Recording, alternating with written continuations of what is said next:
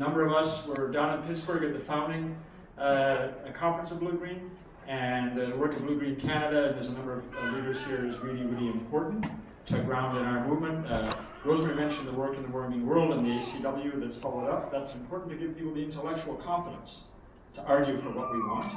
I want to shout out to the Postal Workers Union, and their Delivering Community Power document is a really, I think, one of the best we've seen in terms of imagining the entire sector transitioning into the future.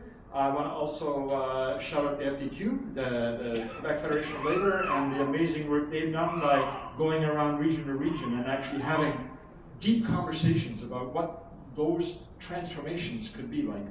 And then finally, Unifor, because they are the only union that I'm aware of in Canada that has bargained workplace environmental reps in the big auto assembly plants, and we hope that many of other unions will start moving in that direction.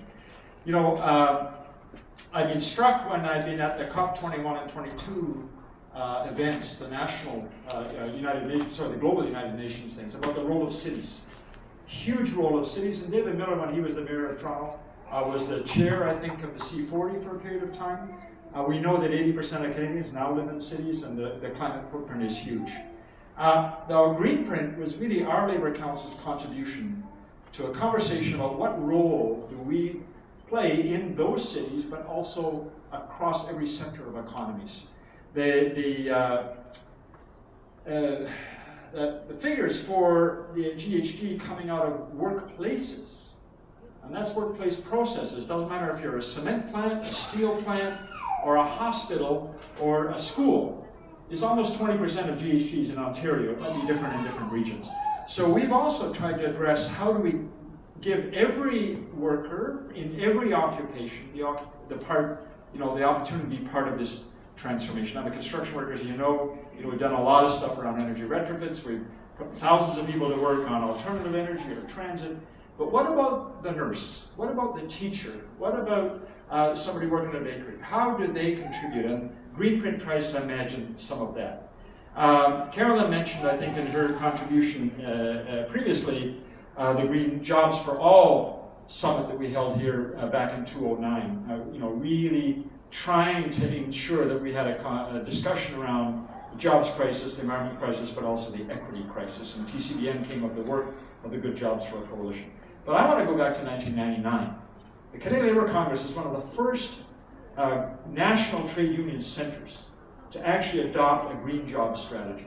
And believe it or not, when we brought that forward, in spite of the war in the woods with the loggers and others, we had a unanimous adoption of a green job strategy, because it started from the perspective that it's not some carpenter in downtown Toronto who's going to say what the forest products industry in Northern Ontario or the West Coast or Atlantic Canada should do. It's those workers in those locations who understand how those economies can be sustainable for generations to come.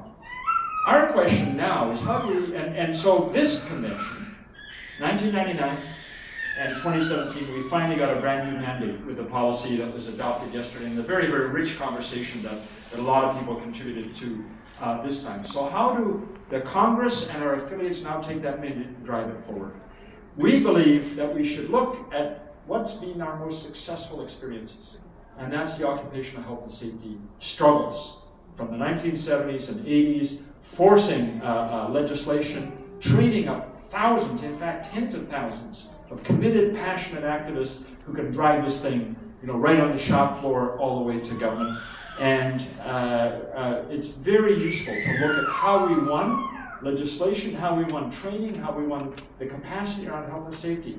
And we think we can pattern that around the notion of workplace environmental reps. In the United Kingdom, there's over 1,000 workplace environmental reps negotiated in workplaces, large and small, that play a tremendous role in that.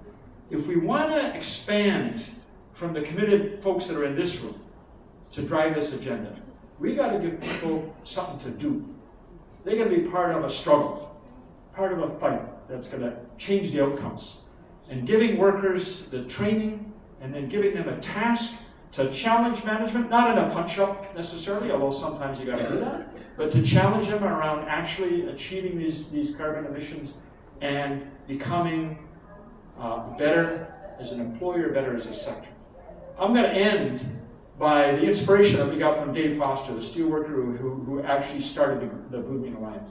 He talked about a smelter operation in Midwest United States. It was one of the first ones that, under the EPA requirements, was fit with huge fines and huge requirements to clean up their act. Boy, they didn't like that. But they were profitable enough, and the owners, whoever it was, decided they would put that investment in, and they invested.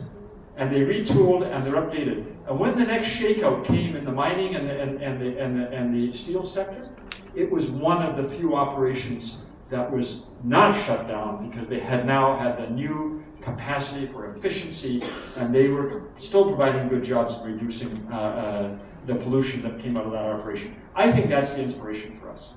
Let's make sure every sector of the economy transforms.